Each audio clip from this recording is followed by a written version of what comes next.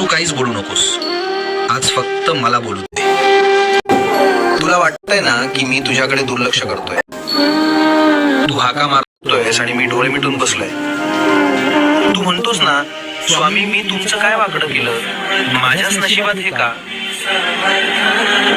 बाळा, तुला ते संकट दिसतंय, पण त्या संकटात मी तुला वाचवण्यासाठी काय सोचलंय हे तुला कसं सांगू?